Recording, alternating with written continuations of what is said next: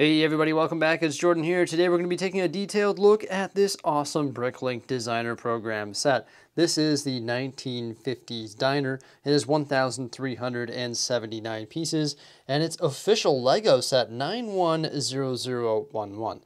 This was originally crowdfunded through Bricklink, but it was actually produced and distributed by Lego. The sets are sealed by these stickers that say Bricklink Designer Program Invitational. And then on the back of the box, we've got the diner opened up, revealing all of its awesome interior details. This set also comes with this awesome looking vehicle right here and quite a few minifigures. I'm excited to crack it open and check out what's inside. The parts are divided among 9 different bags or building stages. We also get 1 additional bag with some of our larger plates. A pretty awesome sticker sheet right here. Shakes, burger, fries, and coffee. And these 2 stickers are actually hilarious. Menu, if you can fry it, you can try it. No salads. Tips welcome, advice is not. There is no instruction manual with this set. You have to download your instructions from the internet. It comes with this sort of cardstock pamphlet right here. We've got the diner on the front, Bricklink Designer Program logo, and on the back side there is a QR code that shows you how to download your instructions to a mobile device or tablet or computer if you so choose. It's not really the end of the world. I mean, I actually prefer building with digital instructions as of late just because it consumes less space on your desk. So let's get started with the build. We start the build off with a mini build of a gas pump, and then we continue on to a much larger build of a gigantic 1950s style vehicle, which is done in a dark pink color. This is a really good car build. There's lots of interesting part usage and it was a pleasure to put together. But it is absolutely massive, 22 studs long by approximately 9 studs wide. I'd imagine this represents a 1950s Lincoln or Cadillac. Jose referred to it as the pink ladies car from Greece. Never seen it, folks. Don't know what she's talking about. But yeah, this thing is an absolute boat. But cars were bigger back in the day, so maybe it's the right scale. I don't know. What do you think? But some awesome parts went into this. You can see the horns in the front here, some of those chrome grille elements, the headlights, also some swords on the underside, some like large white rims, probably like white wall tires. Those aren't really in Lego form, but I'd imagine those rims sort of represent that. Some curved elements on the bottom there. We've got some chrome cups as the rear view mirrors, and then the front windshield there, some more horn elements there, and it's pretty nicely rounded. I like the color. It's the dark pink color, which looks really good. I got some tiles and some wedge plates mounted on the side of the vehicle there, just using snot bricks. There is a pop can lid on the back there, and also an American flag with some curved slopes on either side, and then the rear tail lights. And these levers on either side of the back window. I like the color combination, the dark pink up front and the white back end with the light gray accents and then horn elements sort of all over this vehicle. You can remove the roof. For the most part, it takes the back window with it. You just pop it off like that there to reveal the interior details. Now you sort of have like a convertible. Hey, it looks pretty good as a convertible as well. Well, there you go. Maybe you'd have to put like a rounded tile here, like a 1/4 round tile on either side and then a 1x4 tile. Then you could very easily make this a convertible. Hey, that's not bad. The interior is pretty basic. Of course, there would be no seat belts in this car. We've got a steering wheel, a little dash there. There are some trans yellow studs underneath those curved slopes. And then there's no seats, but there is like this backrest that can hinge. And then you can see the back bench as well. With some of those curved slopes. So overall, there's not a whole lot of an interior there, but hey, these cars in the 1950s were pretty basic in the interior, right? And overall, I like the vehicle. I might make mine a convertible, but this back window does look pretty good. The set also comes with a mini build of a gas pump. It's got some interesting details there. It's built using snot bricks. It's on a minifig stand. There's a pop can lid underneath there. A nice flex hose there, some printed elements, and a gauge on top. When I place this in the Lego City, I'm not sure if I'm going to include this mini build or not. If I were to include it, I would more so say this is like an antique that sort of pairs up nicely with the 50s diner. It's not actually somewhere where you can fill your tank. The set comes with 4 minifigures. For the most part, Bricklink designer program sets don't really come with unique minifigures. They're just sort of ordinary civilians. We've got a waitress right here with some roller skates, some glasses, sort of an ordinary torso element. She is holding a 2x2 circular plate there with some food elements, a donut, a waffle, and also a hot dog. This is the chef right here. He's got some paint-covered pants, a hot dog and a knife, just a white torso. And he's got a nice bearded head there with a chef's hat. Then we have this lady right here and this gentleman with the receding hairline. I believe these are the two people that will be driving this classic beauty right here, right? And sort of going on a date to the diner maybe. He doesn't have an alternate face, but she does. Overall, just some ordinary minifigures, but they do a great job of adding population to your Lego city. It's time to start constructing the diner. It is a very solid construction that uses bricks on the base and then the dark gray plate on top. It's pretty cool because the bricks on the base are actually inset one stud, which just sort of adds like a really cool look to the building. And a lot of 1x1 tiles and plates to construct the actual floor, and then a lot of things not mounted to the interior of it. Overall, a great system build, like it's just like a modular building. Lots of bricks, plates, windows, studs not on top elements, tiles, and just a lot of things that go into it to make it a really solid construction. I had a really good time building this because it's like a modular building. Sorry about the baby in the background. That's just how my life is now. But it's just like a modular building with lots of great detail, and I really enjoy these system style builds. The diner looks really good, starting with the roof right here. We've got the sign. It says diner on a 2x6 tile there. There's 2x2 tiles on either side of that with stickers as well. Some grill elements above and below, that large circular element behind that, and then some trans yellow 1x1 circular tiles on those dark red wedge plates. A pack of fries to the left, and a burger to the right. The burger is built using some dish elements on a bar. It actually looks pretty good. Like, I like that. That's awesome. It's just dish elements stacked on top of each other. And then there are two spotlights, one lighting up the burger and one lighting up the pack of fries.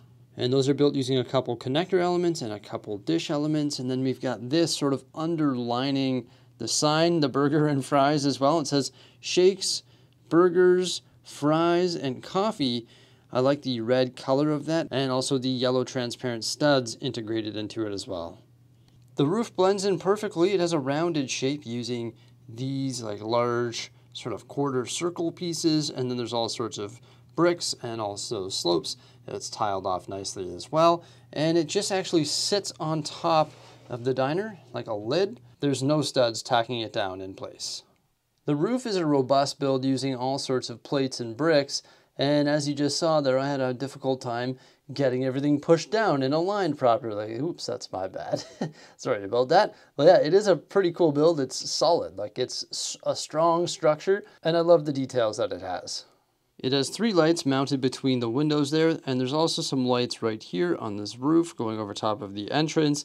And then we've got some more lights on either side of this menu on the exterior. This sticker element is awesome. I love it. It is so funny. That is amazing. I'm assuming the design from this probably came from a 1950s diner. There's probably some sort of source material.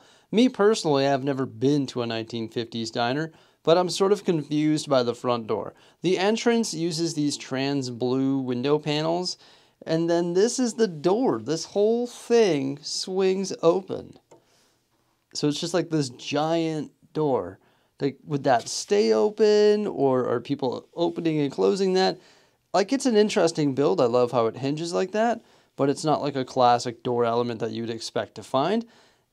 I don't know, like that's sort of weird, but I definitely like the color of it. It's sort of different, and I got nothing against it. I just think that the door is massive.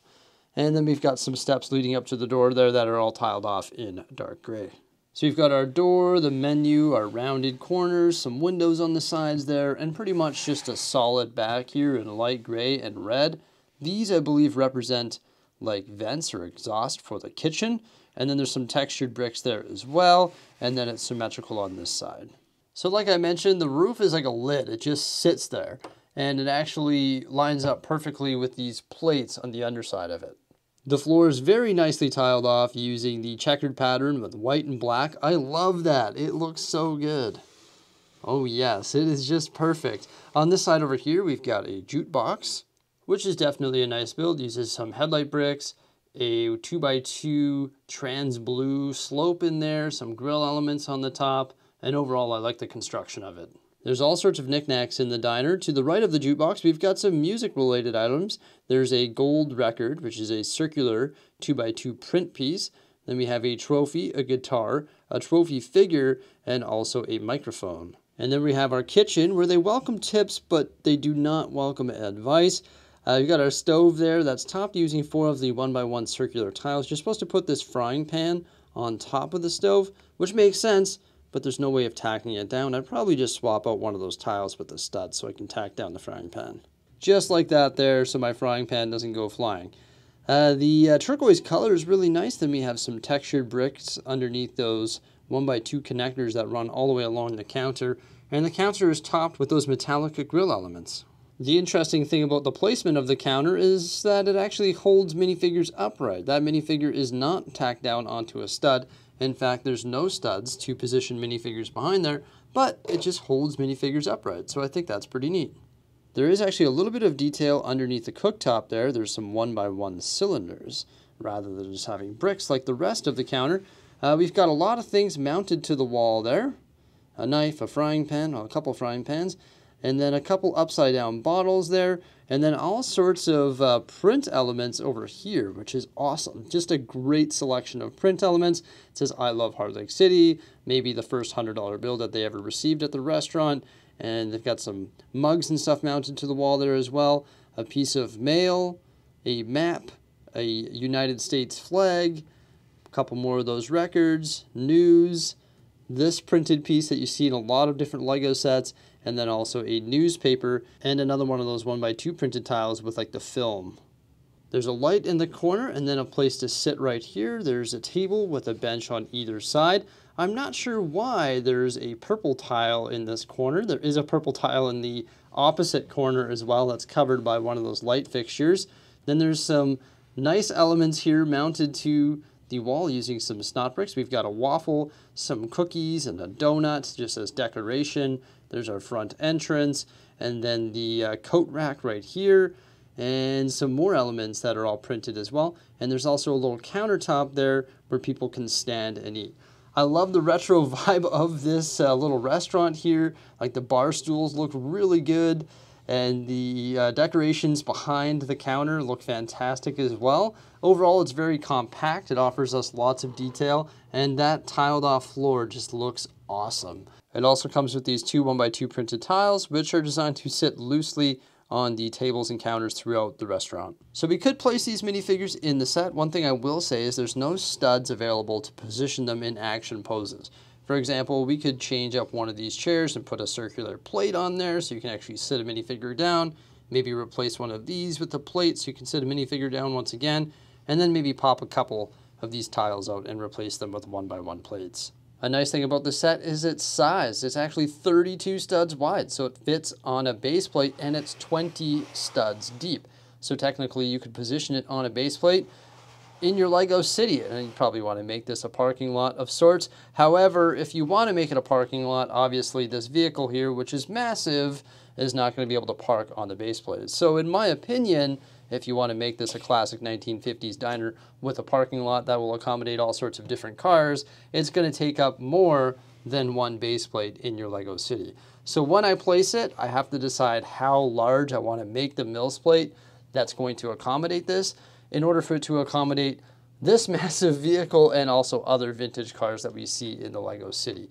So it's going to take a lot of parts and time and consideration to figure out how I'm going to place this in the city and what style of plate I have to create to accommodate it. So everybody, there we have the 1950s diner from the Bricklink designer program. Overall, it's a pretty awesome set. Can't wait to see it in the Lego city, so make sure you stay tuned for that. Thank you so much for coming on by. Remember, like, subscribe, and stay tuned. Farewell.